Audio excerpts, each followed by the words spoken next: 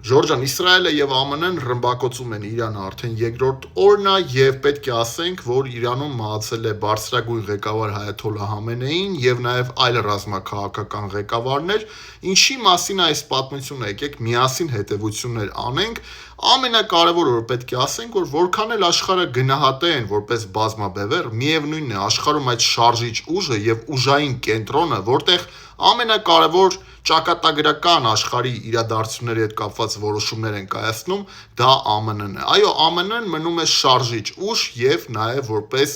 ուժային կենտրոն։ Եվ սա կոնկրետ փաստ է եւ սա ցույց է տալիս նաեւ Իրանի իրադարձությունները։ Իրանի իրադարձությունները նաև ցույց են տալիս եւ Հայաստանի համար դա պետքա դաս լինի, որ չկա որևէ միջազգային երաշխիքներ, որևէ միջազգային երաշխավորող, որը կգա հիմա Իրանի փոխարեն կկռվի կամ Իրանի համար ինչ-որ բան կանի, կպաշտպանի Իրանը, կասի Ամերիկա, Իսրայել կանգնեք եւ այլն եւ այլն։ Մենք տեսնում ենք, ինչ է կատարվում։ Պրագմատիկ աշխարհում, որտեղ արդեն քաղաքականությունը լրիվ պրագմատիկ է եւ Հայաստանը պետքա հույսը դնի իր վրա, այո, զարգացնի իր տնտեսությունը, պետությունը, սպառազինությունը զարգացնի եւ ամենակարևորը բանակցի բոլորի հետ ճիշտ դիվանագիտություն ունենա, մի կետից կախված չլինի,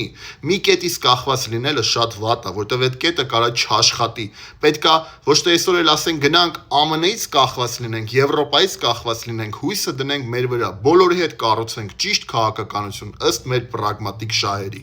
Ժորժան, Հայաստանը պետք է խուսափի դառնալու կռվախնձոր տարբեր աշխարհաքաղաքական կենտրոնների միջև, հակառակը պետքա դառնան կամուրջ եւ այնպիսի երկիր, որի հետ հարաբերություններ ունենալը փոխշահավետ է։ Խնդրում տարածել այս տեսանյութը, ես Արման Ղուկասյանն եմ, Հանուն սոցիալական արդարության կուսակցության նախագահ, գրեք մեկնաբանություններում ձեր կարծիքը եւ բաժանորդագրվեք իմեջին։